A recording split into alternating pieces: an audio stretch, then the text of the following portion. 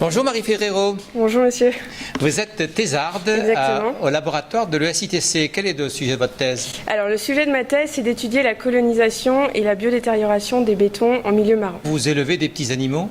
Exactement, c'est un peu ça, oui. C'est pas des animaux tout à fait. Alors c'est plutôt des algues. C'est des algues. Oui, voilà. Alors, vous nourrissez des algues? Exactement. Alors on a par exemple ici une solution avec des algues à l'intérieur, les nutriments qui leur permettent de croître en toute tranquillité, et puis de l'eau de mer qui a été faite de façon artificielle pour reproduire leur milieu. Alors vous leur donnez quoi à manger à ces algues? Alors elles mangent plein de molécules chimiques, donc des phosphates, des nitrates, etc., qu'on a fabriquées dans le laboratoire aussi. Alors on leur fabrique une sauce, on leur donne à manger, mais pourquoi vous leur donnez à manger? Alors on leur donne à manger pour pouvoir en faire le plus possible, pour ensuite les utiliser à plus grande échelle. Alors vous les utilisez à grande échelle, comment et pourquoi faire?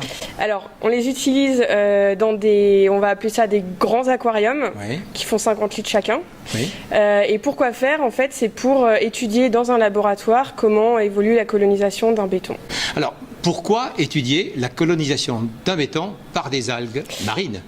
Oui, par des algues marines. Alors pourquoi? Parce que vous savez qu'aujourd'hui on construit énormément sur la mer. Bien sûr. Et qu'on a pour le moment on pense un peu négativement de cette construction.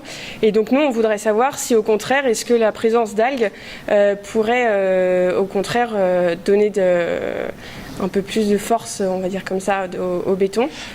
En d'autres termes, les algues amélioreraient la qualité du béton? Alors c'est ce ou la détériorerait? Eh bien justement, c'est la question qu'on se pose et à laquelle on voudrait répondre. Alors, pour le moment, on n'a pas la réponse alors. Pour le moment, on n'a pas la réponse, on est en train d'y répondre tout doucement. Et est-ce qu'en fait, l'objectif serait pas de, si on a une réponse presque positive, de trouver la meilleure algue à faire coloniser? Alors en laboratoire, oui, mais après, ce serait pour utiliser en milieu marin, donc en mer, on ne peut pas choisir quelle algue colonisera le béton. Très bien. Et alors, à l'ESITC, pourquoi fait-on une thèse sur ce sujet-là? Alors parce que dans la communauté scientifique, il y a énormément de publications sur ce sujet, mais tout le monde fait ses expériences dans la mer, et du coup on voudrait un peu créer une méthode normée pour que n'importe quel scientifique puisse faire des expériences dans son laboratoire au lieu de devoir aller en bord de mer. Un protocole réutilisable. Exactement. Votre formation initiale, c'est quoi? Alors je suis ingénieur chimiste. Sortie de quelle école? Alors l'ENSCR, donc chimie Rennes. D'accord. Voilà, et puis ensuite thèse ici. Et thèse après, on pense à quoi? Je sais pas trop, on verra. Merci beaucoup. De rien. Bonjour Malo Loguerne. Bonjour. Alors je suis enseignant-chercheur en géotechnique environnementale.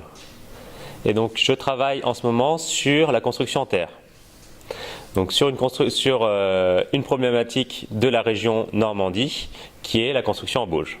La bauge, c'est en fait ce qu'on utilisait autrefois pour construire les maisons ici. Voilà.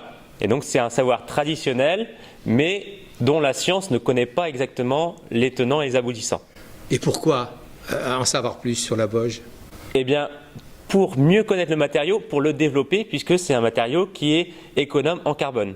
Économe en carbone, donc susceptible d'être utilisé demain. Voilà, et aussi du coup qui a des très bonnes propriétés thermiques et de respiration, donc qui permet d'utiliser moins de chauffage pour chauffer la maison.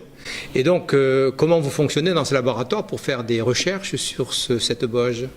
Alors, déjà, ce qu'on fait, c'est qu'on caractérise les différents matériaux de la bauge. La bauge, qu'est-ce que c'est? C'est un mélange de paille et de terre.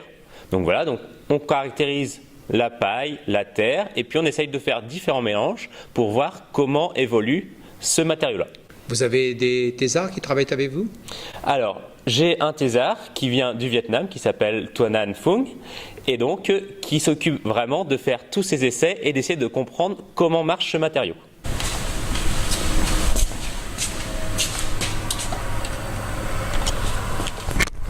Alors, qu'est-ce que vous faites là? Ici, c'est un essai pour mesurer l'absorption, désorption de la paille. Pourquoi on mesure ça?